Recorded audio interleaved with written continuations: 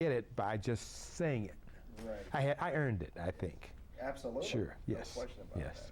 that. Good. And that's what that was part of it. That's. Tell me about Manco again, because he was my locker mate right now. Oh, Doc Manco was he won everything.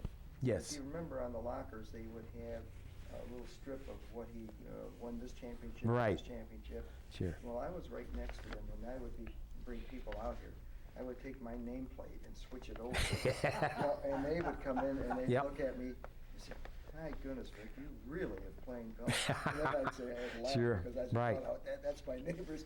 But he was, you're right, a character, but a determined individual. He was. Tell me more about Dr. Manco. Dr. Manco, well, he was a good golfer. Oh, yes, he was a very good golfer, and an excellent gin player.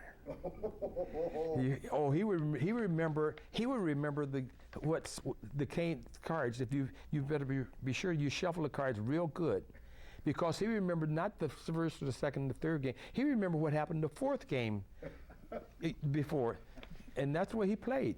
He and Payne, Bob Payne, they were Clarence Miller and John Miller. They were good bridge players. They were good gin players. Right. And now of course Paco was a good gin player, and we had a lot of good gin players, and they'd hurry up to play golf so they can come in and play gin. It wasn't they didn't play for a lot of money, right? But they played for the fun of it. Right. And the competition. And the competition, they were very competitive. Right. And who was the Clarence Miller, and his partner was the same partner was in the business. I can't think of it. It wasn't no, it wasn't Zitzman, but I can't think of his name. But they were very good partners. And when they played, they were very, as we said, they played very competitive. But Manco was he'd do that, and he'd carry on and call me all kinds of names. I said, "That's all right, but you still love me." Get out of here, Bernie, he would tell me. Yeah. And I'd go and rub his bald head, whatever, kiss him on his head. He'd always, but he was that type of fellow. Yeah. Yes. Very much so. Good. Well, his younger son, Jim, yes, asked me to ask you about Joe the chef. And any stories you might remember about letting the kids go into the kitchen and they would come in the kitchen and help cook. Sometimes they would go in and try to cook and be with them and things like that. As I said, Jim would come in at night in the daytime, and he would play, or we'd be out on the back porch in the old clubhouse. Because see, on the we had a large porch that was as long as this. Almost as long as the dining room. And we'd have tables there in the summertime. We'd go out there and sit down, and that's when we had our country store. We used that for our refrigerator because it was cold at that time, and that's where we used to have the country store in there, things like that. But again, our everything has come down considerably because country store, we used to have 360 people every year, and people they would wait for the mailman to bring the invitation and give it back to him because we had so many people trying to get in. And the same way with the invitation, all of them, we used to have over 360 people. We used to use this room. We used to even use the lounge, part of the lounge for it. Right. But it's now you can't get that many people to play. I guess it's a different era. The younger people, they're trying to survive. Right. Tell me, I want you to describe for me and for all the people listening the old clubhouse, starting from the top down to the level, each level down. We have pictures. Yes. And you mentioned that we had people who lived there, right. The waiters and so on. Yes. So would you describe that building in somewhat of a detail, because there are no records that we know of other than the photographs on the exterior, which are long distance. So, right. And we know about the porch on the back. Which right. was on the back porch, yes, right. That's right. That was the number one hole at that time. That's right. because that's when they started, right? They started right there in number 1 hole. Right. And something else, I've never been on the golf course. I've never been on this around this whole golf course. You haven't? Been here. I've been here almost 50 years and I've never been on a golf course. Would you So like I'm not to a go golfer. and do that No, I'm just saying I'm not a golfer. But what it was. But then now getting back to the so it was the top of it. On the back end, that's where the boys stayed, the men stayed, and of course Anna was in the front, the upstairs. That's where the women had the locker room upstairs in the front. And Anna was that's where she was, and she'd go home on weekends to her daughter would come and pick her up. And of course John Kulimak, he was there all the time, and he was downstairs. Who's John Kulimak? John Kulimak was the locker room man. Okay. He was the locker room man. And he was, of course, we didn't have as many members, but he handled the locker room. And of course, trying to think of the bartender that was there that we had here at that time. He was here for quite a while. And the bartender, well, we had the locker room, and we had to come in the back, and we come up the steps, and then into the dining room. The kitchen was small. It wasn't a large kitchen. But we had, it was adequate as far as everything. Of course, Emmerich Dennis, he was good. He used to do the cakes himself. He would decorate. He was a decorator. He loved to decorate, and he would do the decorating of the first one that I recall that we had was Horosco's daughter's wedding. And the cake was big as the table. And you just couldn't imagine how big they were. And he would decorate the whole thing, and for all the parties that we had, the invitation or whatever, he decorated the buffets, and he would do a lot of the cooking himself. He liked smoked food, and that's what he did. That was his specialty, and it was delicious. It was very good. But that's what he used to like to do is. Do those. I can't think of the chef's name was here at that time, but he was good. They were all really good. And then the dining room, well, we had the center of it was more of the ballroom, and then on the right, around the edges of it, that's where the dining was, mostly. And the weddings, we had a lot of good weddings, nice weddings there. And right in front is where the bar was, and that was where the porch, where the part of the porch was.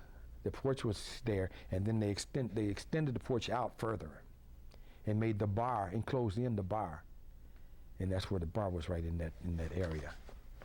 It was very intimate. And then we had another small dining room that was about maybe less than half, about a quarter of the size of this room.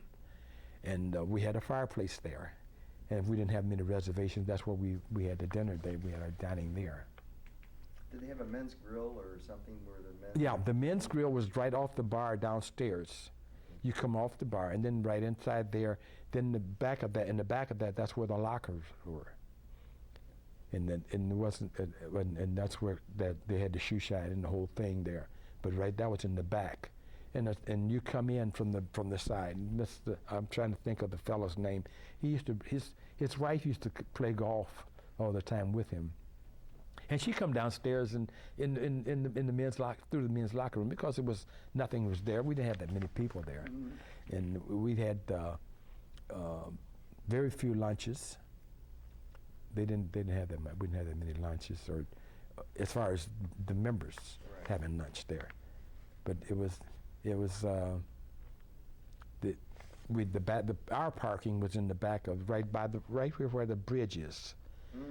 That's where we entered, right on this side of that, and we went in. Then about another 50 feet was where the beginning of the clubhouse was. Okay. Yeah. Good. Good. Thank you.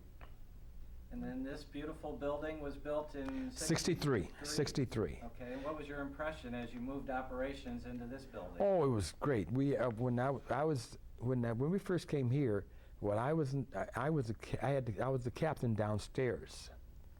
I was no longer the maitre d' up here.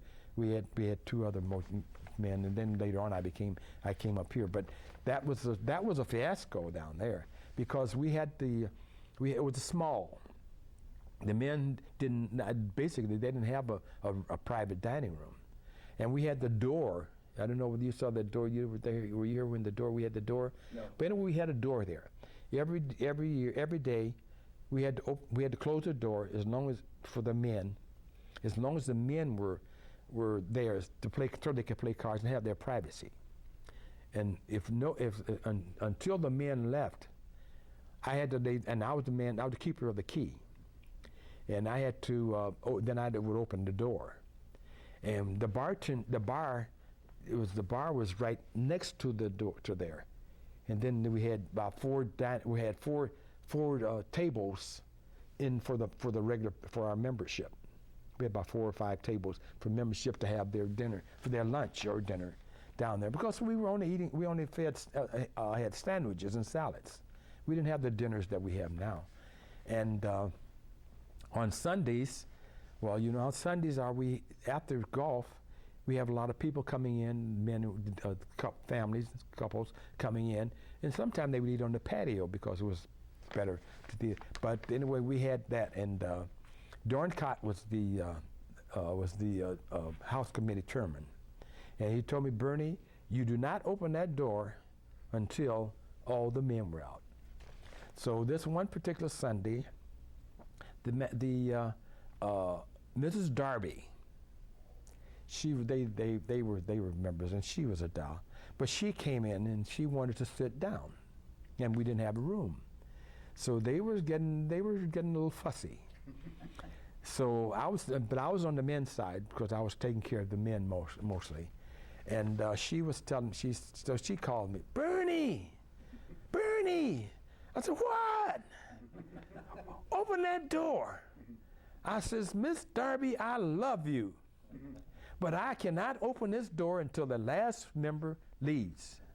And when we were doing this, when we were yelling, you could hear a pin drop.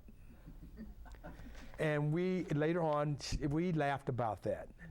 The Darbys and I, we laughed about that.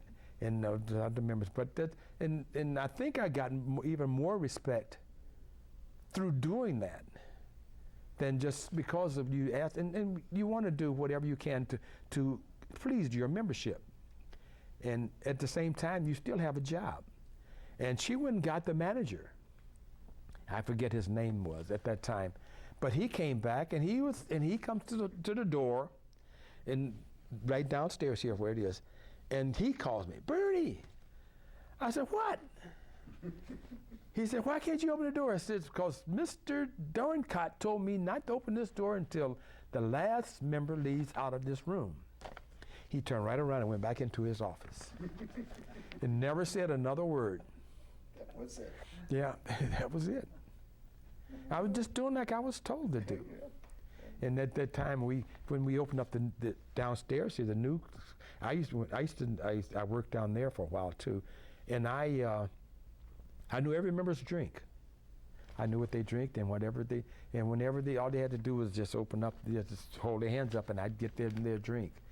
And and a lot of times they would tell me, Clarence Miller used to call me the hustler. Because he said that my members can have, he said, my guests, when he had guests, he says, give them anything they want, but don't hustle them. I'm not trying, I'm just trying to please them. So he was like that, yes. Yeah. They were really nice, yeah. What was the members' dining room like back in this building when it opened up? How often was it open for dinner? It was open Monday. It was open Tuesday through all week, Tuesday through Sunday. Night. Every night, yeah. And we had not table side cooking. They didn't have table side cooking. But then when we began to have a little table side cooking, I can't remember his name now. But the first major day we had up here was Curtis. His name was Curtis. I can't think. We got him from Westwood. He used to be a Westwood, and they brought quite a few of their waiters here to wait. And we had mostly men at that time, waiters, and he brought a lot of them to help him. Well, you did tableside. I did tablesides. I started doing tableside cooking later on with that. And one of the things that I love doing is the Caesars, Right. and the steak Dianes, and Cherry's Jubilee and Banana Fosters. Right. Those are things that we do that I like doing, but we don't do it anymore because it's not feasible. We have a few people that wants these things, but not that many of them that want tableside cooking. I guess that's a reflection of our society. That's Nobody true. wants to get dressed up and have No, a nice they want. That's formal true. dinner anymore. They want to eat downstairs, and of course we open it up more to, instead of just sandwiches, you had just about anything you want down there as you can up here, other than the table side. Now I refuse to do that downstairs. Of course, some of them would want it, and then you're losing you lose the dining room entirely. So I told them I'm not going to do that down there. Sure.